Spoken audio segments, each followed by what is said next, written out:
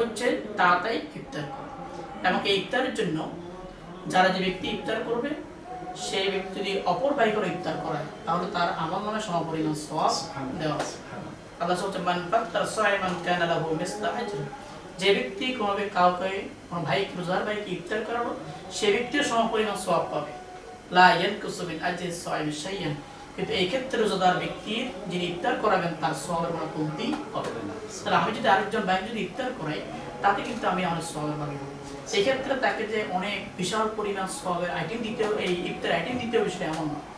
এক্ষেত্রে যদি আমি এমন করি যে আমার পরিবার এবং আমাদের বাড়িতে অথবা আমার বিল্ডিংয়ে যেখানে যারা আছে আমি ইফতারের যে কোনো একটা আইটেম যদি তাকে যদি পৌঁছাই, অথবা একটা খেজুরের আইটেমটা তাকে দিলাম, হ্যাঁ, অথবা তাকে আমি শুধুমাত্র একটা পেঁয়াজ দিলাম, অথবা তাকে একটা কোনো একটা ফল দিলাম, যে কোনো একটা আইটেম যদি দিতে পারি তাহলে আমি পুরো ইফতারি সব আমি পেয়ে যাই। অসংখ্য ধন্যবাদ। সম্মানিত শাইখ, এই পর্যায়ে আমরা জানতে চাচ্ছি যে এই পবিত্র মাহে রমাদানে আমরা অনেকে অনেক সময় ভুল করি।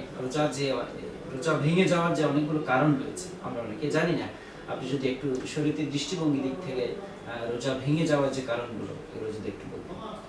এই রোজা ভঙ্গের যে সমস্ত একটা রোজা ভঙ্গ হয়, যেমন ইচ্ছাকৃতভাবে পা হাত আস্তে সহবাস করা, এরপরে ইচ্ছাকৃতভাবে পানি গিলে ফেলা, এরপর ধূমপান আগরবাতি এগুলো ইচ্ছাকৃতভাবে গ্রহণ করা, দাঁতের ফাঁকে যদি কোনো খাদ্যদ্রব্য বস্তু গিলে থাকে এটাকে জিহ্বা দিয়ে বের করে এটাকে গিলে ফেলা, এবার থুতু মুখের মাঝে জমিয়ে গিলে ফেলা, এরপর হচ্ছে আমাদের পানিতে আমাদের যে সমস্ত খাবারের বিকল্প ইনজেকশন গ্রহণ করা, যে ইনজেকশনটা আমি যদি গ্রহণ করি এটা আমার খাদ্য সংকরণ, এটা আমার খাদ্যের ঘাটতি পূরণ করবে, আমার শরীরের মধ্যে গ্লুকোজ এনার্জি সৃষ্টি করবে।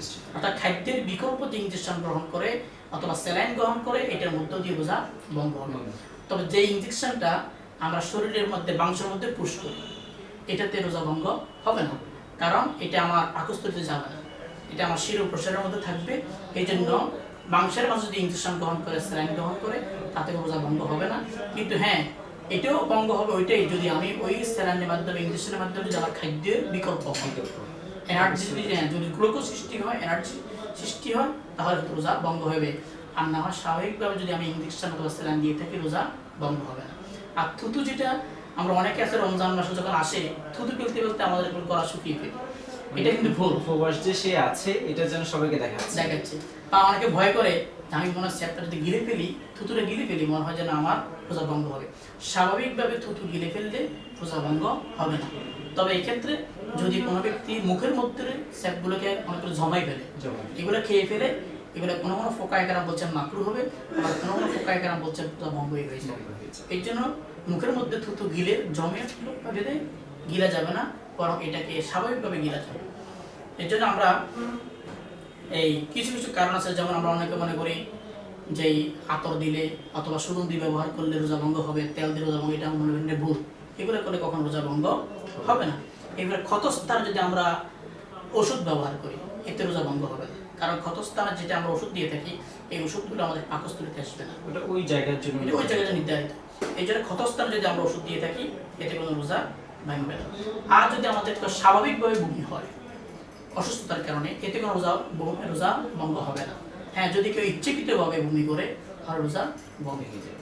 এবার আমরা যদি কারো যদি সারা শরীর থেকে স্বাভাবিকভাবে রক্ত বের হয়, কাটা যায়, এতে কোনো অবস্থায় রোজা ভঙ্গ হবে না। হ্যাঁ, যদি কোনো ব্যক্তি কাউকে রক্ত দিতে গিয়ে এমন হয় যে রক্ত বেশি দিয়ে দিচ্ছে তাহলে সে দুর্বল হয়ে যায়, এই অবস্থা মাকরু বলা হয়ে যায়, তাতেও রোজা ভঙ্গ হবে না, কারণ এক্ষেত্রে রোজাদার ব্যক্তি তার জীবন প্রাণনাশের ভয় থাকতে পারে অতিরিক্ত রক্ত দেওয়ার কারণে। এই জন্য কাউকে যখন রক্ত দিবে তাহলে সেটা অবশ্যই তার শরীরের ক্যাপাসিটি আলোকে নির্ণয় করে যে আমার শরীর ঠিক আছে, ফিট আছে, রক্ত দিলে আমার শরীর ক্লান্ত হবে না, এই ক্ষেত্রে দেওয়া যাবে, এতে কোনো সমস্যা হবে না। এরপরেও আমরা অনেক সময় দেখি যে কিছু কিছু ক্ষেত্রে আমরা অনেক সময় লক্ষ্য করি, বিশেষ করে যখন গোসল করতে যায় অথবা পুকুরে যখন যারা গোসল করে অথবা মগ দিয়ে পানি ঢেলে গোসল করছে, কোনো কারণে যদি তার মুখের ভিতরে পানিটা ঢুকে যায়, পেটে চলে যায়, এই অবস্থায় শরীরে নির্দেশন তার কি রোজা আদৌ আছে কিনা? হ্যাঁ, যদি যেহেতু ইচ্ছাকৃতভাবে হয়নি এই জন্য তার রোজা কোনো ভঙ্গ হবে না, কোনো সমস্যা হবে না। যদি তিনি ইচ্ছাকৃতভাবে করে থাকেন, যেমন পুকুরের মধ্যে তিনি একদম ডুব দিচ্ছেন, সেখান থেকে ভিতরে একটু পানি খেয়ে ফেলেন ইচ্ছাকৃতভাবে, অবশ্য রোজা শেষ। আর যদি ভুল ক্রমে আপনার খেয়াল নেই, হঠাৎ করে কোনো কারণে পানি ঢুকে গেল, অথবা আজকে তার এক্সেল মনে নেই, পিপাসা লাগছে, হঠাৎ করে এক গ্লাস পানি মানে খেয়ে ফেললো, এটা ভুলবশত হয়। অনেক আর মানুষ রোজা ভঙ্গ আছে হবে না। যারা মাসালাগুলো আসলে জানে না, তো এক্ষেত্রে যারা জানে না পানি ভুলে খেয়ে ফেলছেন, পরে তিনি মনে করছেন যে হয়তো আমার রোজা ভেঙে গেছে, এবার আমি খাবার খেয়ে ফেলতো, পরে আবার আরেকজন এসে বলে যে না এভাবে তো হবে না, তখন বিষয়টা কোন দিকে গেল? হ্যাঁ, এটা অবশ্যই যিনি ওনাকে এটা ক্লিয়ার রাখতে হবে, ভুলবশত কোনো খাবার খেলে, ভুলবশত পানি পান করলে রোজা ভঙ্গ হবে না।